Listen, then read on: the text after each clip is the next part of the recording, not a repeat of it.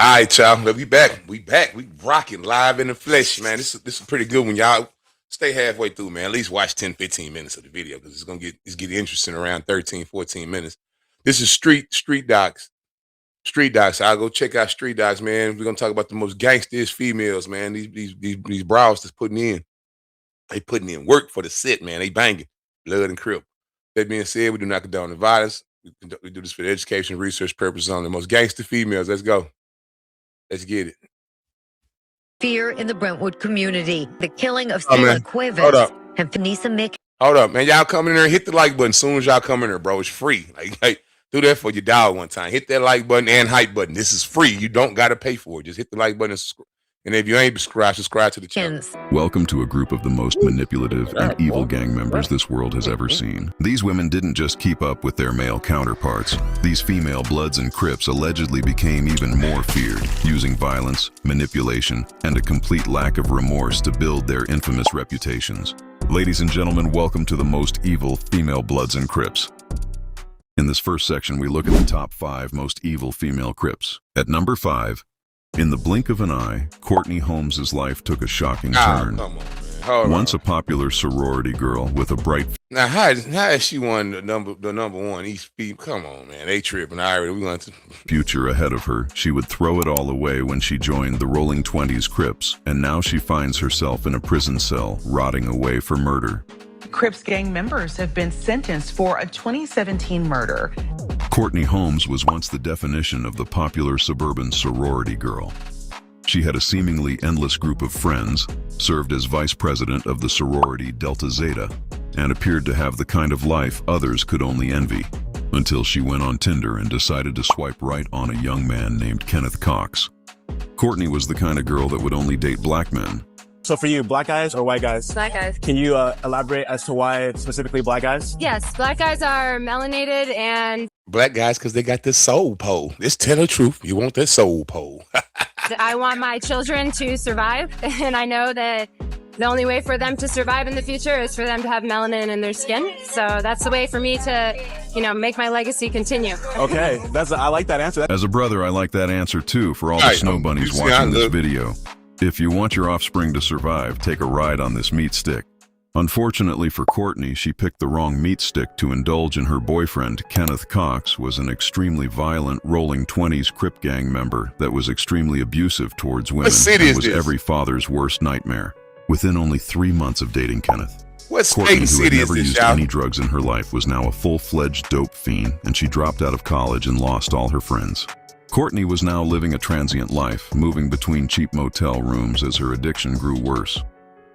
According she to court addicted to? records, one night, while sitting in a crappy motel room with no money and desperate to get high, Courtney Holmes came up with a sinister robbery scheme that ended with this evil woman pulling the trigger, leaving an innocent family man dead. Holmes was convicted of second-degree murder for shooting a man in the head during a robbery in the area of West Scott Avenue. Alex Cosenson was a former friend of Courtney from college that had recently reconnected with Courtney through social media and wanted to so purchase a small amount of do a bud trick. to help with his anxiety. So on a Wednesday night at around 7:30, according to court records, Courtney and her boyfriend grab some blickies, get in Courtney's car, and start to drive to the apartment where Alex lives to make a drop. Hold on, y'all Tragically, keep as watching. soon as Hold on, Alex y'all gets in the car, Courtney points her strap at Alex and tells him to empty his pockets, which he does. And after Courtney gets his wallet and all the money inside it, to the surprise of her boyfriend, Courtney ends up pulling the trigger for no reason and kills her former college friend, leaving a bloody mess in the backseat of her car. Playing on iPhone? Now you can play Unlocked on PC with Google Play Games. Unfortunately for her boyfriend Kenneth, who claims he did not go into the robbery with the intention to murder someone, he ended up still getting fried in the courtroom and was convicted of murder and sentenced to 38 years in prison because he was serving as a lookout. And according to court records, the nail in the coffin was when he admitted Courtney Holmes told him to watch out right before she killed her former friend. Holmes asking Kenneth Cox to, quote, watch out during the robbery, which happened inside of a car.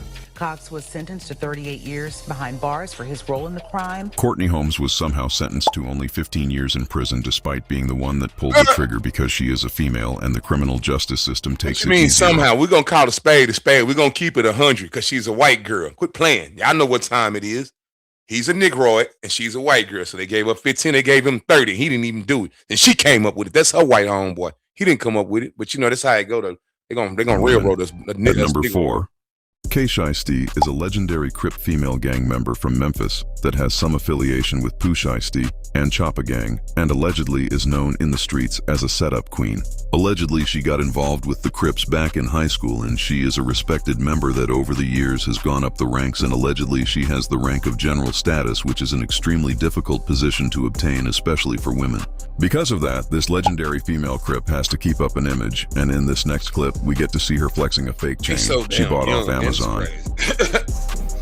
You're reaching plan to a life. Make it count.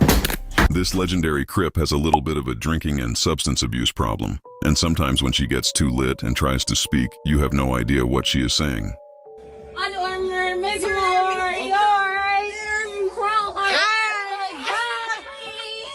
That just sounded like a whole lot of mouth vomit, and I never want to hear a noise like that again. In this next clip, we get to see Kay Shiesty at the job. So you're not supposed to understand it, nigga. You're not from the culture. You're not from where they from. You don't do what they do. You're not from my culture, homeboy. You're not supposed to understand it. And you get to see her incredible work effort and why she wins Employee so of the young, Month though, every man. month. I hate the fact that they babies, man. These are all kids, man. You know what I'm saying? I was a kid, but these kids ain't as smart and as smooth and as moving like we was moving, man. Like they throwing their life away for nothing, man. I don't get it twisted. I probably done did 10 things way 100 times worse than what they talking about these folks doing. But still, man, you know what I'm saying? I was prepared and ready for whatever I went through. These is baby. Look at her, man. She like my daughter. Like she can be one of my kids. I look at my daughters. That's how she look like one of my daughters. Like one of my, man, that's crazy, man. I hate that for her. You have got to love it as a boss when your employees do zero work and just record videos the whole time for their TikToks. In this next clip, Kay Shiesty tells us all about it. What about it? And what about it? And what about it? And what about it? Yeah. Seriously, can someone explain to me what about it? What about it? And what about it? And what about it? And what about it? Ain't for them to explain it to you. You ain't from the Reading culture. dictionary and learning other words in the English language other than repeating yourself a million times. In this That's next what clip, we this do, Crip man. That's starts our flexing her slang. gang That's on our camera. culture. Stay over there on the other side. You never understand it. You're not from the gutter, my brother. You're not from our culture. Put me as y'all profile picture if y'all want. I'm gonna come kill ya. Whenever Drake you and see Bird, a that's why I'm big old hiding my country face girl out. like this that looks like Biggie Smalls with a wig threatening to kill you, I recommend you listen. Put me as y'all Y'all profile that sneak picture this if and y'all see want. whoever this is, I'm already having a problem with you, homie. You sneak this and my black sisters, you know what I'm saying, say, man, watch your mouth, brother. Yeah, you're a sucker for that one. You can tell these are some real deal steppers and not the kind of girls you want to play with.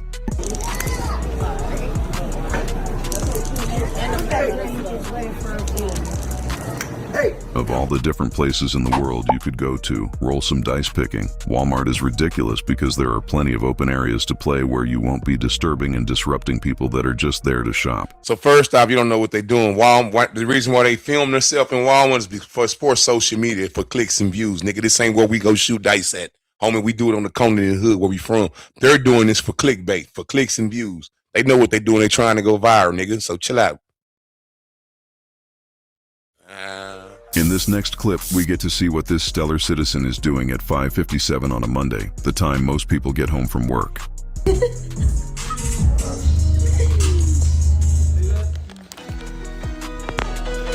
This seems like a really good use of her time and the kind of stuff overachievers are doing to get ahead in life. In this next clip, we get to see her involved in some freaky, degenerate behavior, the kind of freaky frog activities you would expect to see at a Diddy party.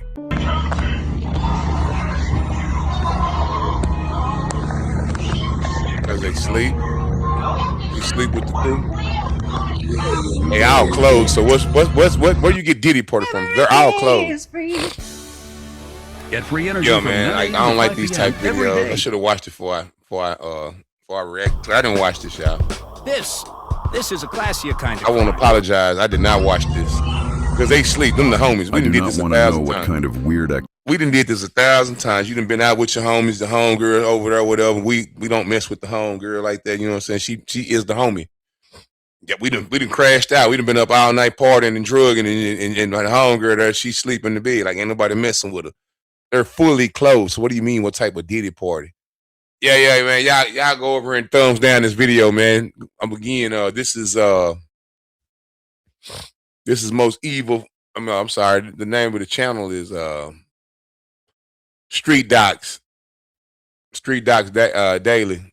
Man, y'all go thumbs down this video, man, because he started talking down on our culture and on our black people, on our black kids, man. We all done live like this. We done did this before, man. Activities her and these two Crips got into that night. This is not the kind of brotherly love I expected to see happening with members of a Crips gang. In this next clip, allegedly after hitting a lick and committing a serious crime, she goes on Instagram and flexes all the evidence for police.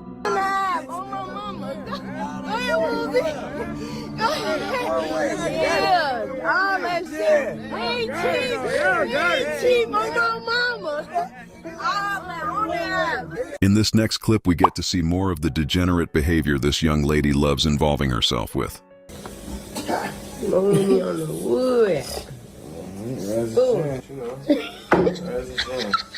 Why would anyone in their right mind ever do this? These are the strangest Crips I have ever seen. Look, we got the cameraman here. What do you think we thought? What do you think we thought? Instead of enjoying the nice meal in front of them, these Crips decided to start throwing up gang signs. What do you think we thought? What do you think we thought? That's what gang members do, fool. Why does this Crip croak like an alligator?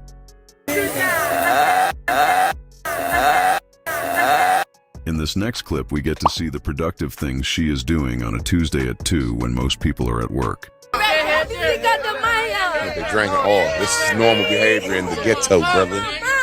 It's a good thing to see she has a good head on her shoulders. What they do in the ghetto, making brother. Good choices with her life. In this next clip, you get to see why you can never invite gang members over for a barbecue and how crazy they will go for a tiny bit of food.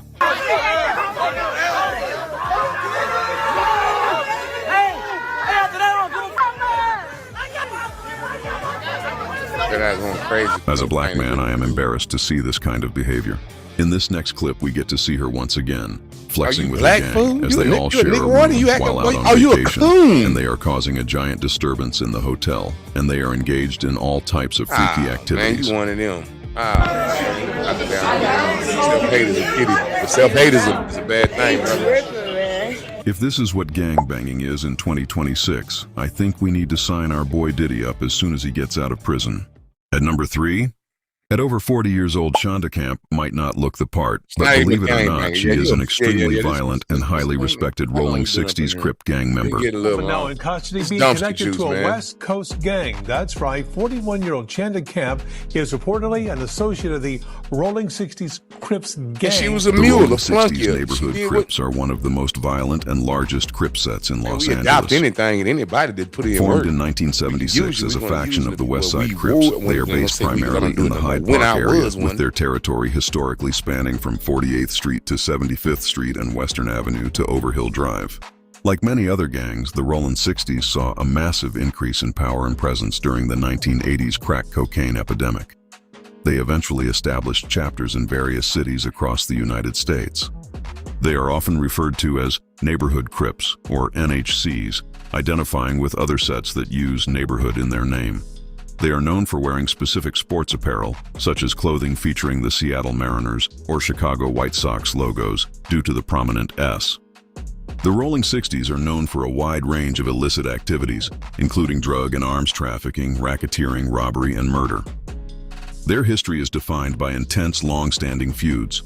With that being said, their primary source of income is through the drug trade. Allegedly, according to police, Shonda Camp was making a lot of money for her gang by selling methamphetamines and was making as much as $5,000 a week hustling. 41-year-old Shonda Camp is reportedly an associate of the Rolling 60s Crips gang. Her right there to confirm member. These gangs have gotten down bad and are letting in literally anyone nowadays.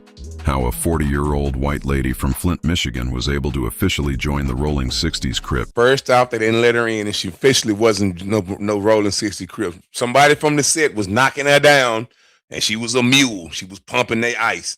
So let's keep it all the way a buck, man. Let's keep it a bean. You don't know what you're talking about because you're on the outside looking in, but I'm one of them. I was one of them, so I know exactly what's going on. Got plenty of homeboys that'll mack up a white girl that's got the game. She know how to go sell that ice, and he gonna hit her. Look at it, it ain't nothing to hit, but he gonna hit her just to get the work done. Hit her 1 or 2 times, she gonna go sell that work, man. She gonna push that ice in her hood to them white people, man. That's all it is. She's not a member. She's a flunky. That's all. This is insane. She looks like the kind of lady that would only be good for filing the gang's taxes and getting permits so they can set up functions. But looks can be deceiving, and you should never judge a book by its cover. She is an extremely violent white lady and a very valuable member of the set that allegedly has made tens of thousands for her gang by trapping, and she has even allegedly been involved in multiple shootings. The gang is well known for their weekly shooting against their rivals, the Roosevelt Bloods. The gang this crazy old bat is a part of has been in a deadly beef with the Roosevelt Bloods for almost a decade in this area of Texas. Her gang has a reputation in the area for being the bullies of the streets. And allegedly, they have been applying non-stop pressure on their rivals, and according to the streets, they are up 5 bodies. Camp was part of a 9-person investigation by the Texas Anti-Gang Unit. After she was taken into custody, police searched the residence where they say they found liquid methamphetamine. Say what you want about Het, but at least she was not faking her life like a lot of rappers nowadays. She is an officially sanctioned and respected Rolling 60s Crip gang member that was really living that life despite the fact she looks like a librarian with a bad disability. At number 2, Choppa T is a bloodthirsty Crip that is one of the most gangsta girls in the streets of Memphis. Look like one of them. One of them ones. While she might have a little bit of a drug problem, Choppa T is still considered a queen in the streets of Memphis. It's on the map, right? That's the second or third one after M-Town. One of 9. 1 of 9. 1 of 9. Oh yeah. Honey blue. How's your tea? Bust it like a wimmy. Hop on top and I go see it. I like Why would I give out my drops? You sound crazy. You sound idiotic right now. She then breaks down her gang affiliations, and while she has never worked a job in her life, she is very proud of the fact she used to be an official Choppa Gang member. Like, is you Choppa Gang or like, you know what I'm saying, or affiliated with NLE Choppa? Let's be honest here, guys. This is the only thing anyone has any interest in, because outside of Choppa Gang, who is this person and why should we care about what she has to say? No, I'm not affiliated with NLE Choppa, but I'm a former Choppa Gang member. She is so proud of the fact she is a former Choppa Gang member, as if there is something cool about hooking up with a bunch of low-lifes from a gang and then claiming that gang.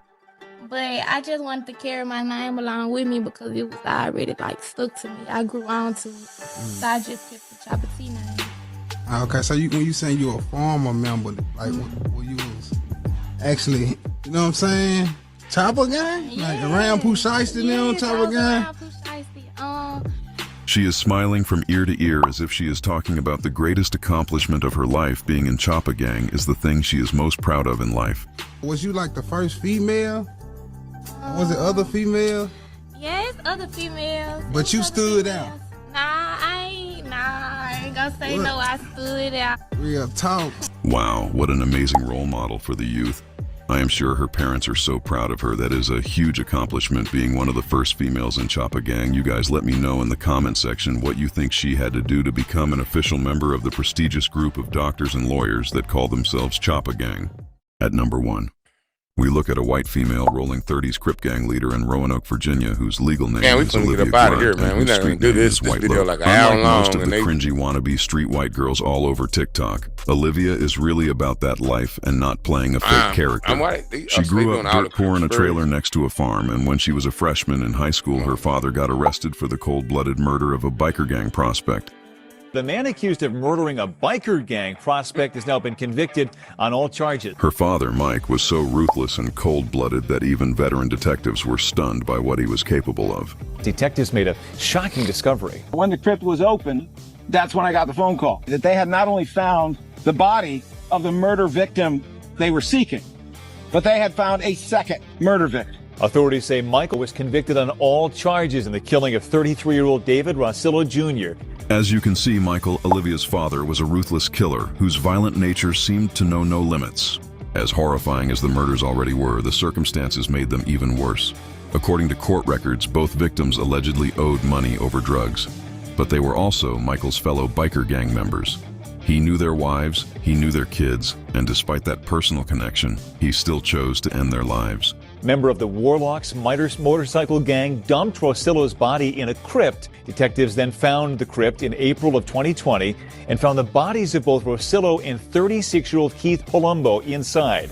With a father like this, it should come to no surprise to anyone as to why Olivia turned out the way she did. According to police records, her rise to power was fueled almost entirely by the drug trade. Making thousands of dollars a week gave her money, influence, and a level of authority that few women around her possessed. She used that influence to steadily move up the ranks, break through barriers, and eventually establish herself as a female leader in the infamous Rolling 30s Crips. What makes Olivia's story so insane is that this gang had existed for over 20 years before she ever joined. Yet within 1 month of coming into power and becoming this chapter's first female Crip leader, the entire gang was finished. There wasn't a single member left on the streets. Every last one of them was either dead or incarcerated. Within 1 month of having their first ever female gang leader, the entire gang was extinct. Investigators say they believe there are no longer any Rolling 30s gang members in Roanoke. When Olivia stepped into power, she was nowhere near as calculated as the leaders before her. She wanted money fast, and that recklessness led the gang into a wave of violent suburban home invasions in rich white neighborhoods. Members were allegedly kicking in doors, tying families up, pistol whipping victims, and leaving with thousands of dollars in valuables. For a while, the money poured in, but so did the police attention, and Olivia was quickly turning the Rolling 30s into one of the hottest targets in the area for police. In this next Outages are inevitable. Being powerless isn't. Every year, the grid gets older. section, we look at the 5 most evil female bloods. At number 5, Shakayla Johnson is a bloodthirsty female gang member from Indiana who is a high-ranking blood that has put in a lot of work for her section. She was a high-ranking member of the 9 Trey Bloods, and unlike a lot of the other females we cover, she was not on the set to flirt and sleep with the guys. She was there to cause pain and destruction on her rivals. The 9 Trey Gangsters, NTG, also referred to as Billies or Billionaires, are one of the most violent and historically prominent factions within the United Blood Nation, UBN. To understand how such a legendary gang like this was able to set up shop in Indiana, you have to look directly at the blueprint established by 9 Trey's national history.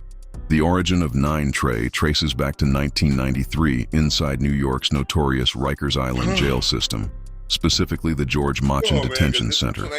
It was founded by Omar Porte, also known as OG Mac, as a unified self-protection group for African-American inmates against established, dominant prison factions. When members began finishing their sentences in 1994, they exported the structure directly to the streets of Harlem, anchoring their early operations around abandoned buildings near Lenox Avenue. Over the next 2 decades, the set metastasized down the East Coast, spreading through New Jersey, Virginia, North Carolina, Georgia, and eventually cutting westward into the Midwest pipelines of Indiana. Shakayla's introduction to the gang was through the drug trade. She was selling pills to a couple members of 9 Trey, and through these interactions, she ended up later doing business with these guys, and that is how she got involved with the gang. After officially joining the gang, this bloodthirsty young lady was desperate to go up the ranks. She entered the field during wartime as a stepper and started drilling on her rivals. This bloodthirsty female was allegedly responsible for multiple shootings. Every time a rival got killed, her name was always in the mix, and eventually the law caught up with her and she was arrested for a body. Although it took 18 months to make an arrest, IMPD hopes the case gives the victim's family some long overdue justice. We'll get up out of here, man. I don't like this video. This is Most Evil Blood and Crips by Street Docs, man. You go over there and throw them thumbs down on Street Doc because he really talking down on the culture, man, on the black culture and the urban culture. He said this woman looked like Biggie Smalls. Come on, cuz, that ain't how we doing that, man. You know what I'm saying? I don't like the video, but if y'all want to go check him out, the Street Docs Daily, man. Another thing, let's talk about it. Man, I don't condone in the young women gang banging. You know what I'm saying? I never did. I had the homegirls that was banging with us, man. You know, I really didn't look at them. They were, man, I'm gonna keep it a bean. I'm gonna keep it a buck, man. The homegirls we had, niggas was knocking them off. That's it. They wasn't putting in work. You know, we didn't call the homegirls to come whoop nothing, to squabble nothing, and none of that type of stuff, man. They were strictly around for sexual pleasures, man. I can't think of now homegirl that wasn't getting bust down by somebody in the set. They come to the spot, they hang out with us at the spots and whatever. You know what I'm saying? I'm talking about back in 92, 93. I ain't talking about none of this 2000 gang bangers. I didn't even gang bang in 2000s. Like the 90s, like the homegirls that was around. I'm not gonna call no names. If you know, you know. I'm talking about the niggas, my partners, they know exactly who I'm talking about. It was a couple females around. It was probably about 7, 8 of them. And they was getting hit. They was just getting ran through the clique. Nigga get drunk, get low, you know what I'm saying? The homegirl and that nigga taking the back room, bust it out. You know what I'm saying?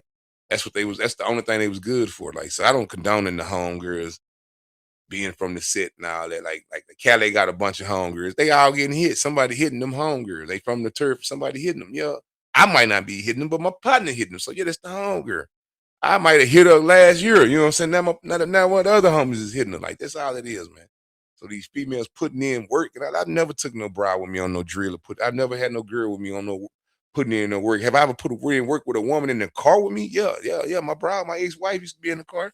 I done dumped on some niggas while she was in the car, but I done whooped a couple niggas, you know what I'm saying? But told her, come on, let's go, like, and hand her the pistol, like, you dump at them fools. Get on. Nah, we don't do that, man. Nah, that ain't cool.